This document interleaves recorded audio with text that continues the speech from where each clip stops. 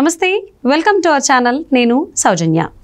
AP ఎన్నికల ఫలితాలపై YCP కార్యకర్తలకి నేతలకి కూడా మంత్రి బొత్స సత్యనారాయణ సలహాలు సూచనలు ఇస్తున్నారంట. సో ఏంటా సలహాలు సూచనలు? దేనికి ఇస్తారు? గెలుస్తారు అన్నా ఓడిపోతారు అన్నా ఎవరి మీద కాస్తున్నారు బెట్టింగ్స్?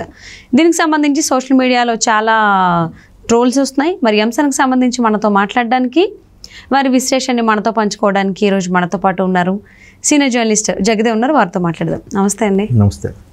వైసీపీ నాయకులకి కార్యకర్తలకి కూడా మంత్రి బొత్స ఏపీ ఎన్నికల ఫలితాలకు సంబంధించి కొన్ని సూచనలు సలహాలు ఇస్తున్నారు. ఇలా చేయండి, ఇలా చేయకండి అది అన్నట్టు. సో దానికి సంబంధించి ట్రోల్స్ వస్తున్నాయి సోషల్ మీడియాలో. సో మరి ఎవరు ఓడిపోతారో అనేది, లేకపోతే ఎవరు గెలుస్తారో అనేది దేనికి సంబంధించి సూచనలు సలహాలు ఇస్తున్నారు బొత్స? జనరల్గా ఈ టైంలో ఎవరైనా సలహాలు ఇచ్చేది ఏంటంటే, ఎన్నికల వేడి ఇంకా చల్లారలేదు. వాస్తవానికి పోలింగ్ అయిపోయినా కూడా కొన్ని జిల్లాల్లో ఇప్పటికి కూడా ఇరు వర్గాల వారు బాహాబాహికి దిగుతున్నారు. చాలా గొడవలు అవుతున్నాయి, తలలు అవుతున్నాయి, పోలీసుల తలలు కూడా పగిలాయి. న్యూస్లో చేస్తాం. జనరల్గా ఆ విషయంలో ఎక్కడైనా బాబు మీరేం కయ్యాన్ని కాలు దోవకండి, వద్దు ఎందుకులే అని చెప్పొచ్చు. కానీ ఇక్కడ ఈయన డిఫరెంట్గా బాబు ప్రభుత్వాల మీద గెలుస్తామన్న వాటి మీద బెట్టింగ్లు కట్టకండి రా బాబు అని చెప్తున్నాడంట ఆయన సన్నిహితులకి.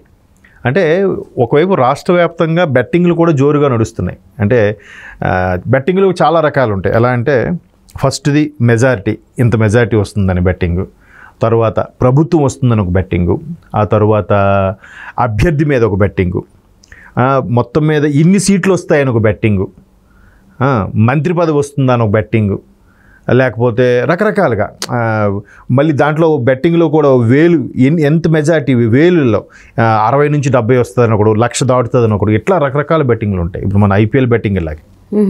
అలాగా ఇక్కడ కూడా చాలా బెట్టింగ్లు నడుస్తున్నాయి ప్రస్తుతానికి ఆంధ్రప్రదేశ్ ఎన్నికల విషయంలో. ఎందుకంటే ఎన్నికలకు ఓటు వేయడానికి వెళ్ళి ఇక్కడికి వచ్చిన మరుక్షణం అందరి నోట ఏంటి పరిస్థితి, ఇక్కడ తెలంగాణలో ఎంటర్ అవ్వగానే అందరూ ఏంటి ఆంధ్ర పరిస్థితి ఏంటి, ఏంటి ఎట్లా, ఏదొస్తుంది ఇలా అనుకుంటున్నారంట కదా, అలా అనుకుంటున్నారంట కదా, ఇదే మాటలు. అంటే ఎంత యాంగ్జైటీగా ఎంతూజియాజంతో ఉన్నారో చుట్టుపక్కల జనాలకు, అంటే చుట్టుపక్కల రాష్ట్రాల వారు కూడా. సో ఇవన్నీ మరి అక్కడ స్థానికంగా ఉన్న వాళ్ళకి ఎలా ఉంటుంది? ఆల్రెడీ దట్టు ఆంధ్రాలో ఎస్పెషల్లీ గోదావరి జిల్లా నుంచి కృష్ణా జిల్లా వరకు తీసుకుంటే ఈ కోడి పందాలే బీభత్సంగా ఉంటాయి. పందాలన్నీ ఇంత నథింగ్ బట్ బెట్టింగే. సో అలాంటిది 5 ఏళ్ళకోసారి జరిగే ఈ సార్వత్రిక ఎన్నికల మీద కూడా బీభత్సంగా నడుస్తాయి. ఎట్లా ఉంటుందంటే ఇప్పుడు అందరికీ ఒక క్లారిటీ వచ్చింది, ఏది వస్తుంది ఏది రాదు అనేది కూడా చాలా వరకు. అంటే ఇప్పుడు అది చెప్పొచ్చో చెప్పకూడదో తెలియదు కానీ, సో దాని మీద బెట్టింగ్ కడుతున్నారు. ఇప్పుడు బెట్టింగ్ కూడా ఎలా ఉంటుంది, ఎక్స్పెక్టేషన్స్ ఏదైతే తక్కువ ఉంటుందో దాని మీద ఎక్కువ కడతారు. ఎందుకంటే అక్కడ జనరల్గా బెట్టింగ్ ఎలా ఉంటుందంటే రూపాయికి 2 రూపాయలు ఇస్తారు, లేదా రూపాయికి 10 రూపాయలు ఇస్తారు.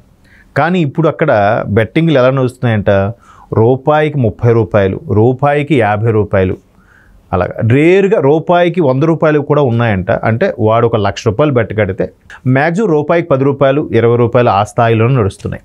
సో అటువంటి బెట్టింగ్లు కూడా ఇప్పుడు అందరూ ఒకవైపు ఎక్కువగా ఏది ముగ్గు చూపుతారో దానివైపు ఎక్కువగా బెట్టింగ్ ఆడతారు. సో అది ఓకే.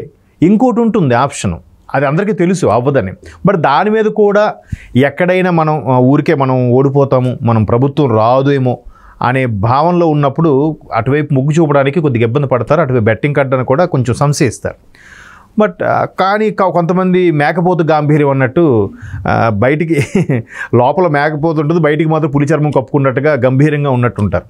సో అటువంటి నేపథ్యంలో ఎవరైతే బెట్టింగ్లకు వెళ్తున్నారో ఆ బెట్టింగ్లు వద్దని ఆయన వారించే ప్రయత్నం చేస్తున్నారంట.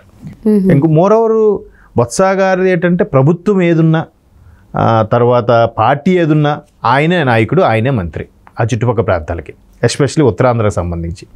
సో ఇది కూడా చాలా వరకు చాలామంది కొంత విమర్శలు చేసిన సందర్భాలు కూడా ఉన్నాయి. ఇప్పుడు ఆయన కూడా అంతకుముందు కాంగ్రెస్లో పీసీసీ చీఫ్గా చేశారు. ఆ టైంలో జగన్మోహన్ రెడ్డి గారిని భారీగా విమర్శించారు. ఇప్పుడు అదే వైసీపీలోకి ఆయన మరలా నాయకుడిగా వెళ్ళడము, మంత్రిగా ఉండడము, ఇంకా మిగతా వాళ్ళందరికీ కొంతమందికి 2.5 సంవత్సరాల తర్వాత మంత్రి పదవి తీసి వేరే వాళ్ళకి ఇచ్చారు. కానీ బొత్స గారు మాత్రం కంటిన్యూస్గా మంత్రి పదవి ఉంచారుగా 5 ఏళ్ళు కూడా జగన్మోహన్ రెడ్డి గారు. అంటే ఉత్తరాంధ్రకు సంబంధించి ఆ పర్టికులర్ సామాజిక వర్గానికి చెందిన వ్యక్తులు ఇంకెవరూ లేరా?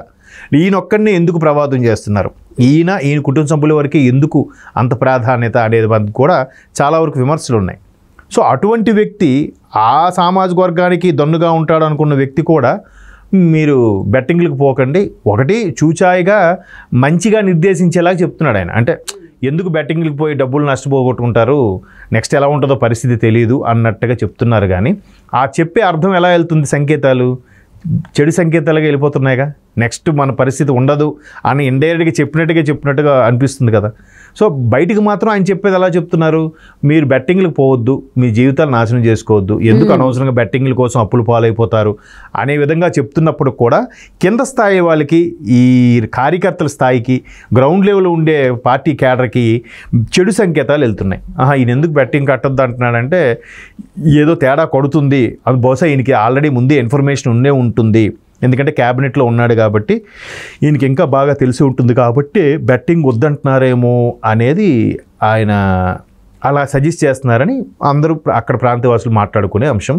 ఇప్పుడు అదే మనకి ఇప్పుడు తెర మీదకి వచ్చింది, మీరు క్వశ్చన్ రూపంలో అడుగుతున్నారు. సో అంటే గెలుస్తారా అనే దానికంటే ఎంత మెజారిటీ వస్తుంది అనేది ఎక్కువ బెట్టింగ్స్ వెళ్తున్నాయి. సోషల్ మీడియానే కాకుండా లోకల్గా అసలు బెట్టింగ్ రాయలు అంతా కూడా ఎవరు గెలుస్తారనేది ఇప్పుడు పోయింది, ఎంత మెజారిటీ వస్తుంది. సో అందులో ఏ స్థానాలపైన ఎక్కువ బెట్టింగ్లు కట్టేటువంటి అవకాశం ఉందనుకుంటున్నారు? ఎక్కువగా అంటే ఖచ్చితంగా పిఠాపురం ఒకటి బాగా నడుస్తుంది, తర్వాత మంగళగిరి కూడా ఒకటి బాగా నడుస్తుంది, ఆ తర్వాత మన బాలయ్య గారిది హిందూపురం కూడా బాగానే నడుస్తుంది. ఎందుకంటే ఈ ముగ్గురు అసలు మెయిన్ ఫస్ట్ ప్లేసు నాకు తెలిసి పిఠాపురం ఉంది, బాగా బెట్టింగ్ నడుస్తున్న సందర్భం. రెండోది మంగళగిరి ఉంది లోకేష్ గారు. ఎందుకంటే టీడీపీలో వీళ్ళిద్దరిని అలాగే టీడీపీలో లోకేష్ గారిని, అక్కడ జనసేనలో జనసేనాన్నే ఓడించాలని కూడా విశ్వ ప్రయత్నాలు చేస్తున్నారు. దానికోసం చాలా ఖర్చు పెట్టారు కూడా. బట్ ఆయనే ఖచ్చితంగా గెలుస్తారు, కాకపోతే ఎంత మెజార్టీతో గెలుస్తారు అనేది క్లారిటీ లేదు, కానీ ఆయనే గెలుస్తారు అన్నట్టుగా కూడా బెట్టింగ్లు నడుస్తున్నాయట. సో మీరు అన్నట్టు ఇప్పుడు కూడా కొన్ని స్థానాల్లో ఒక క్లారిటీ వచ్చేసింది, అంటే ఎవరు గెలుస్తారు ఎవరు గెలవరు అనేది క్లారిటీ ఉంది. కానీ బట్ ఎక్కడా ఓపెన్ అవ్వకుండా బెట్టింగ్ల రూపంలో వాళ్ళ యొక్క అభిప్రాయాన్ని తెలియబరుస్తున్నారని మనకు అర్థమవుతుంది. ఎక్కడైతే ఏ వ్యక్తి మీద ఎక్కువ బెట్టింగ్లు నడుస్తున్నాయో ఆ వ్యక్తికి ఫేవర్గా ఉన్నట్టే కదా ఆబ్వియస్లీ. కాకపోతే మీరు అన్నట్టు 10,000 మెజార్టీయా, 50,000 మెజార్టీయా, 60,000 మెజార్టీయా, లేదు ₹1,00,000 మెజార్టీయా అన్నట్టు కూడా ఉంటుంది. సో దాని ప్రకారం కూడా కొన్నిసార్లు బెట్టింగ్లో మార్పులు చేర్పులు జరుగుతుంటాయి. దట్ ఇక్కడ ఎలా ఉంటుందంటే చూసారు, అతడు సినిమాలో ఒక డైలాగ్ ఉంటుంది, నాకు అదే డౌట్, అంటే బెట్టింగ్ వేస్తే నిజంగా వాడు ఇస్తాడే ఎవడని. బట్ అక్కడ వాళ్ళు ఎంత సిన్సియర్గా ఉంటారంటే నాకు మర్డర్ చేయడం వచ్చు, మోసం చేయడం రాదు అంటాడు. అతడు సినిమాలో ఒక డైలాగ్ ఉంటుంది, అంటే నీ 1,00,000 ఇస్తున్నావయ్యా, నువ్వు తప్పించుకుని వెళ్ళిపోతాయి అని అంటే నాకు మోసం చేయడం తెలియదు, మర్డర్ చేయడం తెలుసు అంటాడు. అలాగే వీళ్ళకి కూడా ఆ మోసం చేయడం తెలియదు. బెట్టింగ్లు అవసరమైతే వాడి నుంచి పిండుతారు, అవసరమైతే వీళ్ళు ఇస్తారు కూడా. మరీ ఎక్కువ ఉంటే వీడు కూడా జంప్ అయ్యే సందర్భాలు ఉన్నాయి. ఎవరైతే బెట్టింగ్కి ప్రేరేపించి అందరూ ఫోన్లు పెట్టుకొని ల్యాప్టాప్లు పెట్టుకొని నడిపించేవాడు ఉంటాడో వాడు కూడా మ్యాక్సిమం ఉంటాయి. బట్ ఈ కొంతమంది జెన్యున్గా లోకల్గా ఉండేవాడి దగ్గర బెట్టింగ్ కడతారు కాబట్టి వాడు ఆస్తులు అమ్ముకొనైనా ఆ గెలిచేవాడికి ఇవ్వాల్సిన పరిస్థితి వస్తుంది. తప్పదు. ఒకటికి ₹2, ₹5 ఇవ్వచ్చు, కానీ ఒకటికి 10, 20 అంటే ఆడ దగ్గర ఎంతమంది కట్టాలి, ఆడికి ఎంతమందికి ఇవ్వాలి. ఒక్కడు గెలుచుకున్నా చాలు కదా. ఒకటికి 1,00,000 కడితే 20 లక్షలు 10 లక్షలు ఇవ్వాలంటే ఎక్కడి నుంచి తెచ్చిస్తాడు. అవును. సో అయినా ఏపీ ఎన్నికల ఫలితాల మీద అయితే బెట్టింగ్స్ అవుతూనే ఉన్నాయి, ఈ విషయం అందరికీ తెలిసిందే.